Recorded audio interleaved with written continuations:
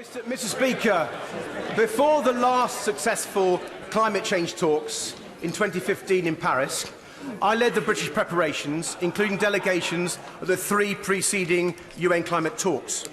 Global action on climate change only happens when the host nation engages with the world's largest nations in advance at the highest political level. So as the host of the 2020 climate talks, will the Prime Minister today publicly commit himself to meeting President Xi of China, Prime Minister Modi of India and US President Trump to secure for the Glasgow talks global action on the climate emergency? I'm grateful to the right honourable gentleman. I can tell him and tell the House that, of course, I've already engaged just last week with President Xi of China, repeatedly with President Modi of India, Prime Minister Modi of India, and also, of course, already on this subject with President Trump. But there will be an intensifying drumbeat of activity in the run-up to Glasgow. Thank you. No doubt remember with the same fondness the conversations that we had when he was outlining his plan for global Britain. I welcome very much what he has been saying about the defence review that is now planned and his priority on having a strategy-first, foreign policy-led review. Will he please make a statement to this House so that the views of this House can be heard, bringing together trade, aid, defence, foreign affairs and, of course, defence? I can, of course, give that commitment when the moment is right, Mr. Speaker. The Prime Minister has a laundry list of climate promises. No doubt he'll read them out shortly, but he can't escape the fact that net zero won't be reached until 2099 on current rate of progress, not the 2050 he claims, let alone the 2030 we probably need. Even JP Morgan says human life as we know it is under threat.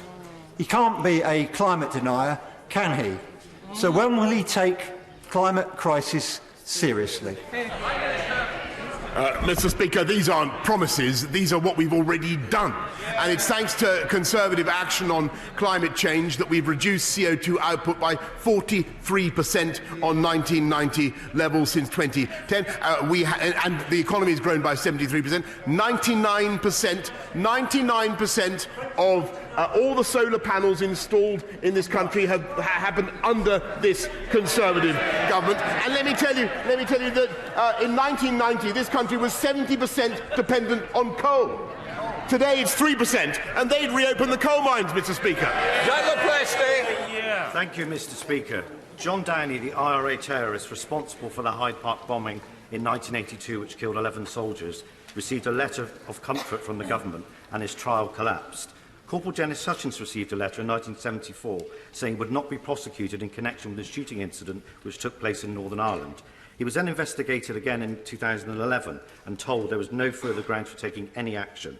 Does the Prime Minister accept that if Dennis Hutchins goes to trial on the 9th of March, all the assurances, all the promises, the manifesto commitment will amount to nothing more than meaningless, empty platitudes? Well, Mr. Speaker, it's to rectify matters such as the one to which he draws the House's attention, that this government is finally bringing in a law to prevent the vexatious prosecution of our hard-working, hard-serving veterans when no new evidence has been produced. Mr. Speaker, yesterday's press showed the widening health inequalities between the richest and the poorest.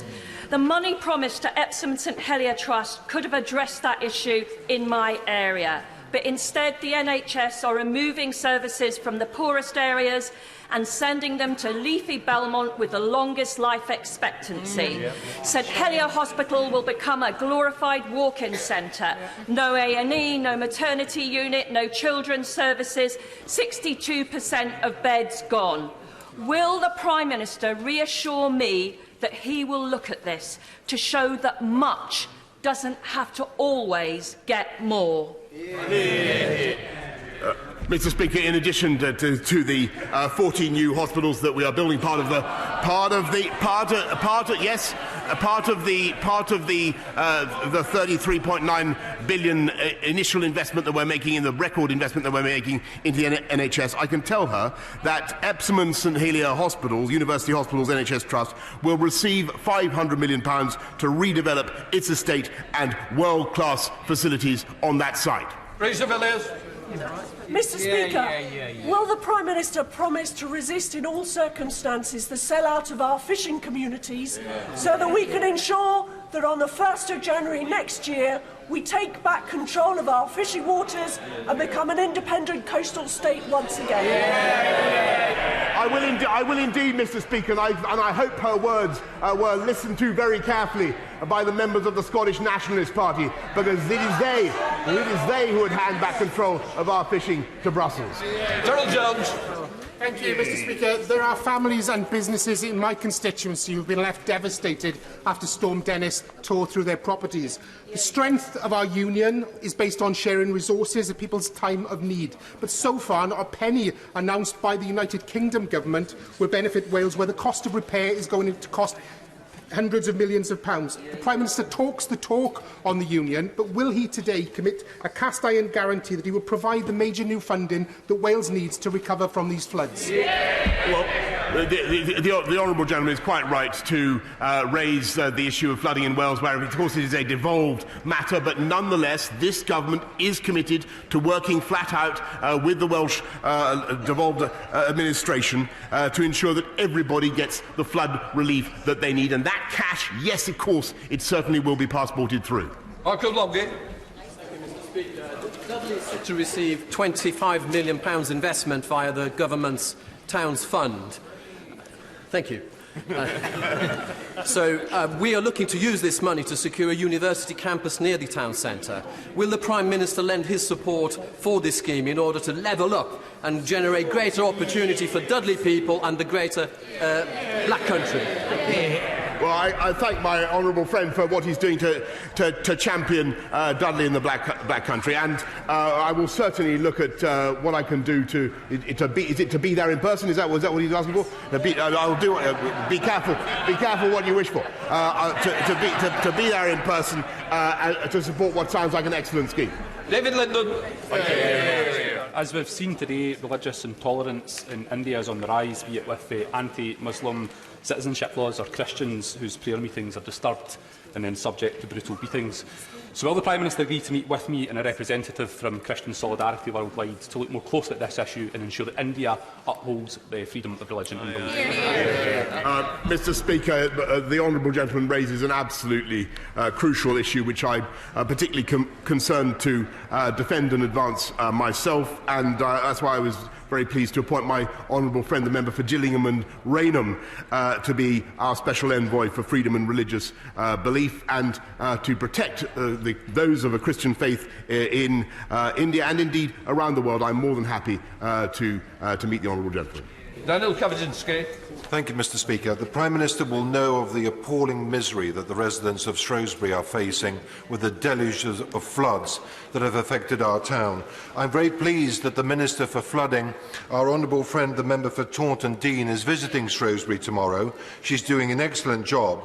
But will the Prime Minister ensure that the proposals put forward to government for a more holistic approach to managing the River Severn are looked upon seriously, because Shrewsbury cannot continue to suffer this level of economic damage with repeated floods? Mr. Speaker, my honourable friend is absolutely right to raise the concerns of the people of Shrewsbury in the way that he does, and everybody can see how serious the problem is now with the Severn, and I will ensure that the Department of the Environment working with the Environment Agency, takes the necessary steps. Mr. Speaker, Sir Michael Marmot's damning findings outline the devastating impact that a decade of this government's cuts has had on a constituency like mine in Gateshead. Since 2010, Gateshead Council's spending power has been cut in real terms by around 50%, or £160 million per year. Our local safety net has been removed. What does the Prime Minister intend to do as a matter of urgency to reduce the stark and worsening health and life expectancy inequality between north and south, rich and poor, so that people in the poorest areas of my constituency can expect to live as healthily and as long as those in the most affluent areas of his constituency? Well, Mr. Speaker, actually I have the highest respect for Professor Marmot and did a lot of work with him in London, and where we did a huge amount to reduce health inequalities and inequalities in life expectancy. But there is more more to be done, and I do not deny it. And that is why this government is absolutely committed to uniting and levelling up across our country, with the biggest ever investments in the NHS, with massive investments in education and, of course, in early years provision. And I make absolutely no apology for the campaign for levelling up that we are about to undertake. And I just repeat my point to the House. There is only one way that we can fund this, only one way we can achieve this, and that is to have a strong and dynamic economy. And I would rather have a country and a society where we believed in hope and opportunity and the importance of work rather than welfare and benefits. And that is our approach. Order. I have granted leave to the Right Honourable Member for Bromsgrove to make a personal statement following his resignation from government. I remind the House that there can be no debate arising from such statements nor interventions. I call Sajid Javid, the Right Honourable Member. Thank you, Mr. Speaker. It has been 8 years since I last stood to speak as a backbencher, and it is